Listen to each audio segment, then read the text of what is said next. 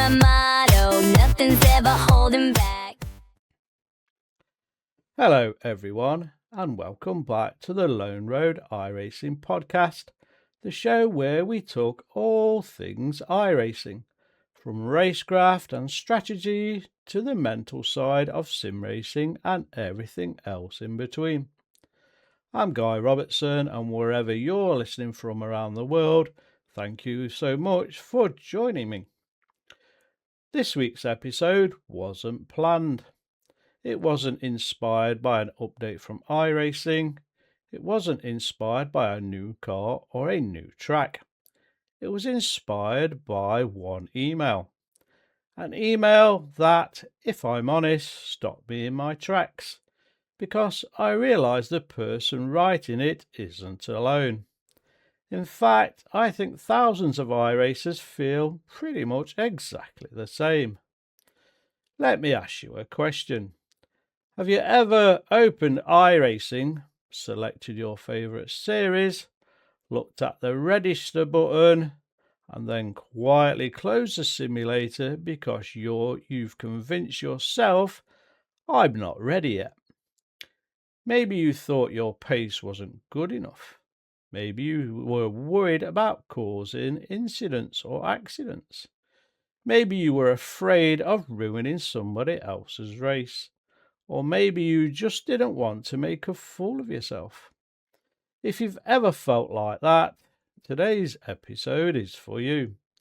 We're going to talk about something that very few people openly admit: the fear of racing online. Because I genuinely believe the biggest obstacle for many iRacers isn't speed, it's confidence. So let's get into it.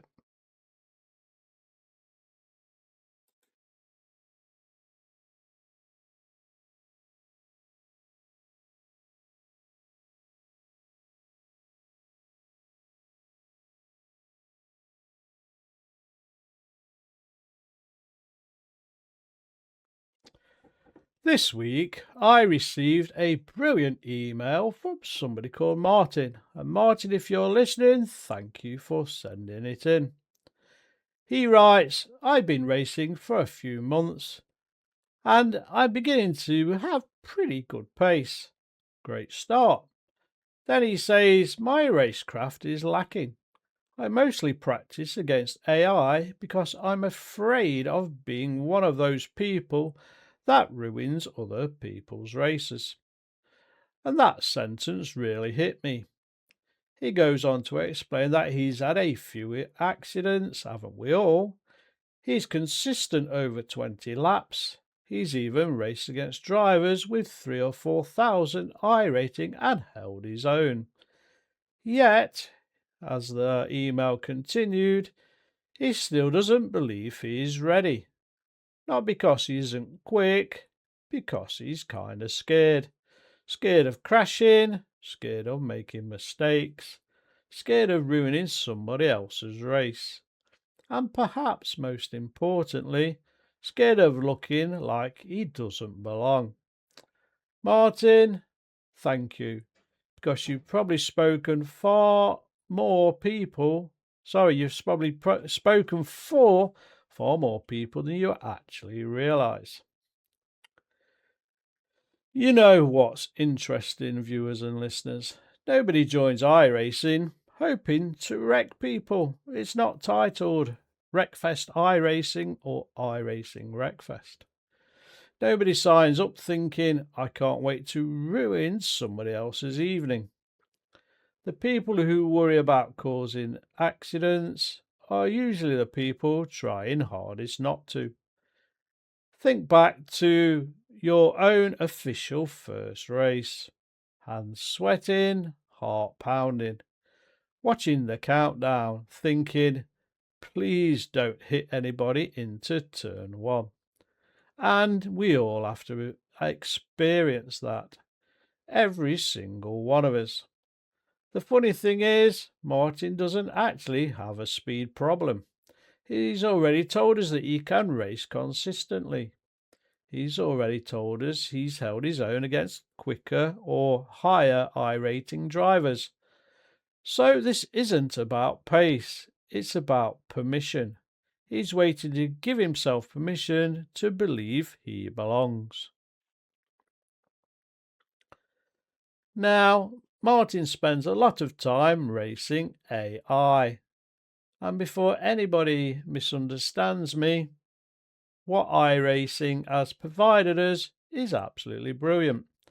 AI racing teaches us that main thing you need, consistency.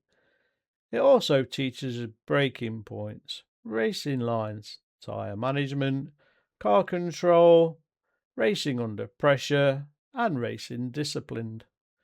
But there comes a point where AI can't teach you what humans can.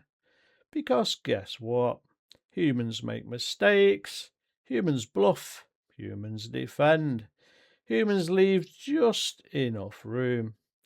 Humans don't always behave predictably, and that's racecraft. You can't learn trust from an AI. You can't learn side-by-side respect from an AI. You can't learn when somebody is about to make a move simply by reading body language through a monitor. Only real racing teaches us all that. And I love this sentence. Practice teaches you how to drive the car. Racing teaches you how to drive around people. And that's where racecraft lives. Now, Martin's email also reminded me of somebody I know, a good friend, somebody who used to race online confidently. Then life got busy. Months passed by. The Sims started gathering a layer of dust. But now they're back. But instead of entering races, they're spending all their time in the test drive sessions, trying to get back to where they once were, trying to become, in brackets, good enough before racing again. And it suddenly struck me. Martin and my friend are standing in exactly the same place. One has never built confidence to race, and the other has lost that confidence to race. But both are waiting for that exact same feeling. They're waiting to feel ready. And here's the problem. That feeling rarely arrives. We'll have a short break and then we'll continue today's podcast. Don't go away. As we get closer to the end of season 4, I just wanted to give you a little teaser of what's coming. Behind the scenes, I've been working on what I genuinely believe is the biggest refresh in the podcast history. Season 5 will bring a brand new visual identity, a new logo, fresh artwork, updated graphics, and a much more cinematic feel across both the audio and video versions of the show. It's all been designed with one goal in mind, to make the Lone Road iRacing podcast feel as premium as the community it represents.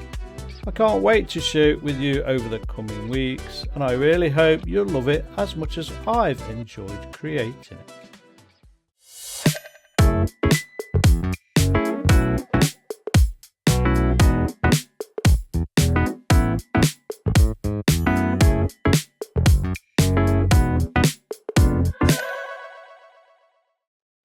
Welcome back, listeners and viewers. For those who are only listening on audio, if you want to find the podcast on YouTube, if you want to check out the new upcoming season's artwork, there's examples in that last section. Okay, let's move on with today's topic. The confidence trap. And this might be the most important part of today's episode, because confidence works differently than most people think. We often believe confidence comes first, then we race. Actually, it's completely the other way round. Confidence comes because we race, not before it. Think about riding a bike, learning to drive, or starting a new job. None of those things felt comfortable on day one. Yeah, probably exciting, but not comfortable. They became comfortable because you kept turning up, jumping back on the bike when you've fallen off, and learning to drive on the track. So the same applies in iRacing. If you keep waiting until you feel confident enough, you'll probably be waiting forever. Here's something worth remembering. Every 5,000 iRating driver, every streamer, every content creator, every esports competitor, every one of them had to have a first race. Every one of them spun. Every one of them missed a breaking point. Every one of them had to apologise, hopefully anyway, and every one of them learned. Nobody skipped that chapter. Experience can't be downloaded. It has to be earned, one race at a time.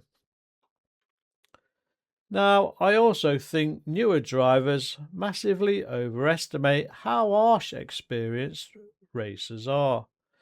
Now, don't get me wrong, nobody enjoys being collected, but experienced drivers usually know the difference between someone learning and someone driving recklessly. Those are two completely different things. If you accidentally outbrake yourself, guess what? Just apologise. Learn and move on. People respect honesty. What frustrates iRacers is somebody who never learns, never accepts responsibility for their mistake, and repeats the same mistakes over and over again on the track, racing with the same people. Martin, you don't sound like that driver at all. You sound like somebody who actually cares, and that's already half the battle won. So I'd like to leave Martin and anyone else listening who's sitting in test drive wondering if they're ready with a challenge. For the next month, forget iRating, forget safety rating, forget wins and forget podiums. Your only objective is to complete races, bank experience, learn something, and build confidence. Because confidence grows through participation and not perfection. Now, this week we're not actually having an Agony Uncle section because Martin's email kind of came under two banners. Martin, thank you again for such an honest email. Reading between the lines, I generally don't think your biggest weakness is racecraft. I think it's just confidence. You've already proven you can drive. You've already proven you're consistent. You've already shown respect for other racers. So now it's time to trust yourself. You don't need permission from anyone, not from me, not from any other driver, and definitely not from iRating or iRacing. The next lesson you need simply can't be learned in test drive. It lives on the starting grid. So here's my challenge. Enter 5 official races.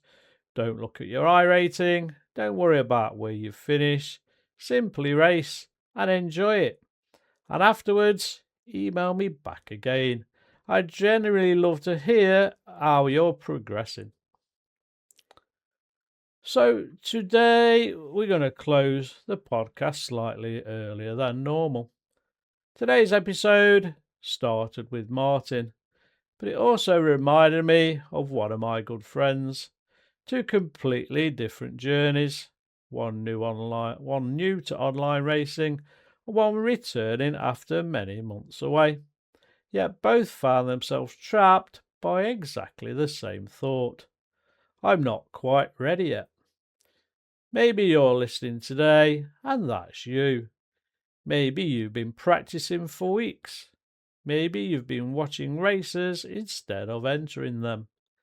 Maybe you've convinced yourself you need another 100 laps before clicking register. Can I leave you with one final thought? Confidence isn't a requirement for racing. Racing is a requirement for confidence. Somewhere today, someone is sitting in test drive, waiting to become confident enough to race. The truth is, confidence isn't waiting in test drive, it's waiting on the grid. Until next week, take care of yourselves, take care of each other, and remember to bank the result. I'm Guy Robertson. Hope you enjoyed today's show. Don't forget to leave some commentary wherever you pick up the podcast, whether that's on Apple, Spotify, or on YouTube. Until next week, happy iRacing.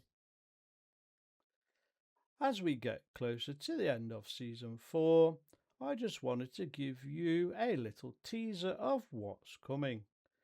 Behind the scenes, I've been working on what I genuinely believe is the biggest refresh in the podcast's history.